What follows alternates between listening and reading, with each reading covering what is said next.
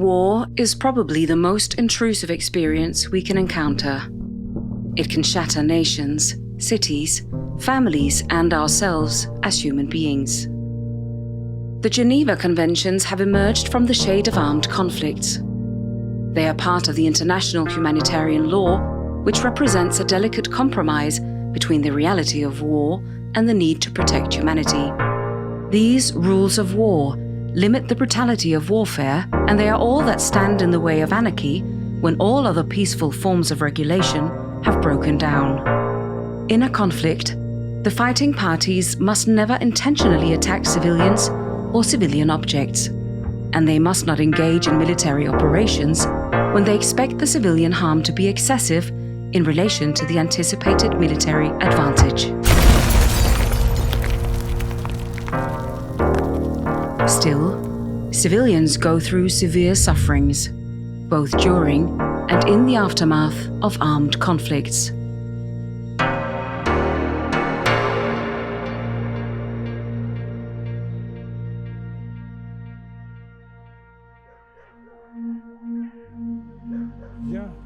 I am Grigory Ivanovich Nekhochev. I live in the village of Pervomaiske in eastern Ukraine.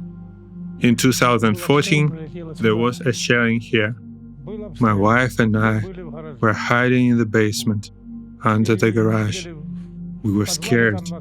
We could not speak for half an hour, or everything exploded.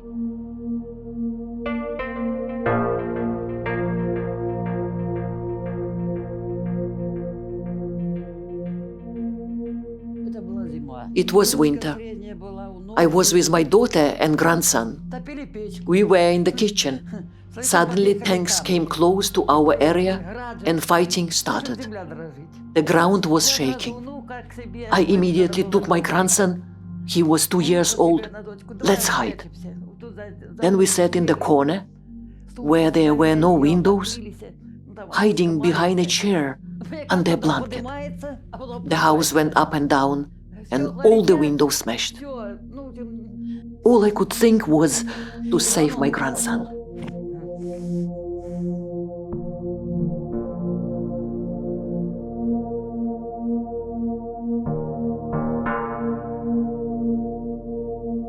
When the first shell hit, we were standing at the entrance to the house. There were mines all over these fields. Soldiers were living in the houses, but now they have left. Everything was occupied by soldiers.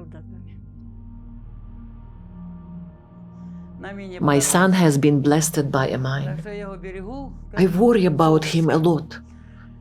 He now has mental confusion.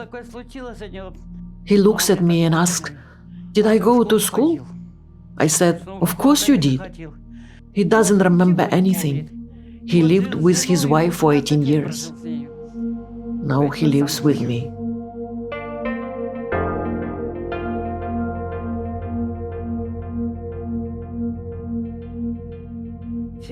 My name is Kolesova Lyubov Alexeyevna. I'm from Avdiivka in the Donetsk region. When the armed conflict began in 2014, my son went missing. He went for a walk. He went, but he never came back. I applied everywhere, traveled everywhere, searched for 2 years. I don't believe he died. I refuse to believe in it. I'm waiting for him very much. I wish all parents will find their children and loved ones, because the uncertainty is unbearable.